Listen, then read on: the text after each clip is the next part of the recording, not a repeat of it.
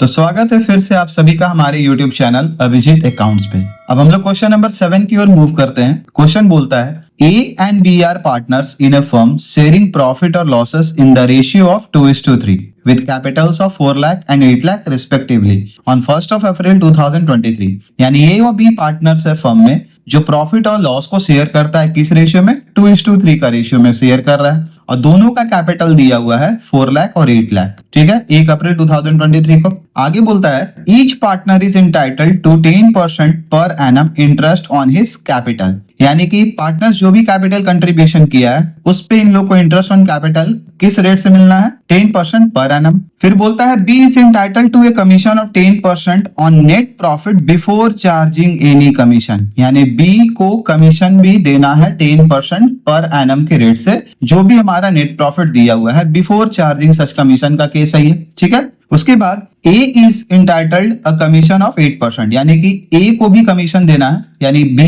और A दोनों partner है क्लास और दोनों को हमने कमीशन प्रोवाइड करना है। तो ये चार्ज अगेंस्ट प्रॉफिट नहीं है, अप्रोप्रिएशन ऑफ प्रॉफिट है। यानी कि ये PL अप्रोप्रिएशन से पास होगा। ठीक है, तो A is entitled a commission of 8% of net profit after charging all commissions. तो यहाँ पे एक बात गौर करने वाला क्या है कि A को जो हमने कमीशन देना है 8% नेट प्रॉफिट पे, वो सारा कमीशन चार्ज करने के बाद देना है। यानी कि हमारा जो नेट प्रॉफिट दिया हुआ है वो दिया हुआ है 4,80,000। इस 4,80,000 पे हम लोग जो है पहले B को 10% के रेट से उसका कमीशन प्रोवाइड कर देंगे। उसके बाद क्या करेंगे कि A को जब हमने कमीशन प्रोवाइड करना है ना, तो 4,80,000 जो हमारा नेट प्रॉफिट दिया हुआ है, इससे हम सबसे पहले B का कमीशन को लेस करेंगे। जो वैल्यू आएगा उस पे हमने कैलकुलेट करना है। ठीक है, तो हम लोग को फिर अब क्या क्वेश्चन में क्या बनाना है? Prepare profit and loss appropriation account. तो PL अप्रोप्रिएशन अकाउंट हम लोग अब बनाने जा रहे हैं। तो चलते हैं क्लास आगे। तो सबसे पहले हमने देखा कि हमारे क्वेश्चन में नेट प्रॉफिट दिया हुआ है 4,80,000। ठीक है, तो हम अपने क्रेडिट साइड में सबसे पहले नेट प्रॉफिट को ट्रांसफर कर लेते हैं by profit and loss account. और क्या लिखेंगे हम लोग? Net profit. तो नेट प्रॉफिट हमारा दिया हुआ है 4,80,000। इसके बाद पार्टनर जो भी कैपिटल कंट्रीब्यूट किया है उस पे इन लोग को कमीशन इंटरेस्ट मिलेगा 10% ईच करके। ठीक है, तो हम लोग इंटरेस्ट ऑन कैपिटल प्रोवाइड कर देते हैं। दो हमारा पार्टनर जो दिया हुआ है A and B to interest on capital. ठीक है, A को हमने देना है इंटरेस्ट और B को भी हमने देना है। तो A का कैपिटल कंट्रीब्यूशन कितना था? हम लोगों ने देखा था 4 लाख और रेट ऑफ इंटरेस्ट कितना दिया हुआ है? 10/100।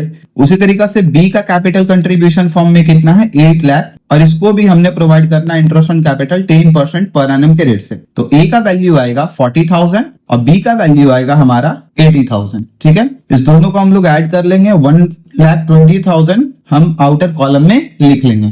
इसके बाद B को कमीशन प्रोवाइड करना है हमने, तो हम लोग लिखेंगे यहाँ पे B's कमीशन। तो क्वेश्चन में हमारा बोला था कि B इंटाइटल्ड है कमीशन का नेट प्रॉफिट पे जस्ट 10%। तो नेट प्रॉफिट हमारा 4,80,000 दिया हुआ है। इसका हम 10% अगर निकालते हैं बिफोर चार्जिंग सच कमीशन तो हमारा वैल्यू आता है 48,000। ठीक है, उसके बाद A को भी हमने कमीशन प्रोवाइड करना है, तो A को भी हम कमीशन प्रोवाइड कर देते हैं। ठीक है, A इंटाइटल्ड है कमीशन पे कितना? 8% of net profit after charging all the commissions. यानी कि B को कमीशन देने के बाद जो भी वैल्यू बचता है उस पे A को हमने कमीशन देना है आफ्टर चार्जिंग सच कमीशंस करके। यानी B का कमीशन कितना था? 48,000 और हमारा नेट प्रॉफिट दिया हुआ है 4,80,000। तो 4,80,000 से अगर 48,000 हम लेस करते हैं तो हमारा वैल्यू आएगा 4,32,000। तो 4,32,000 इंटू 8/100 100 प्लस परसेंटेज। ठीक है, तो मेरा वैल्यू कितना आएगा?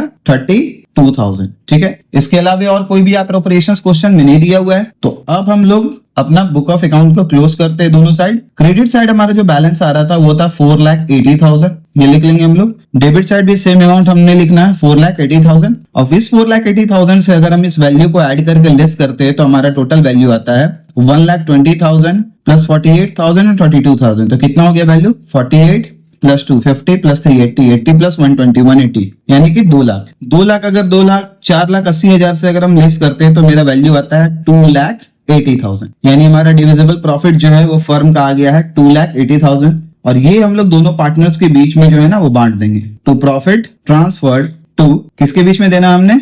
A और B, ये दो पार्टनर है।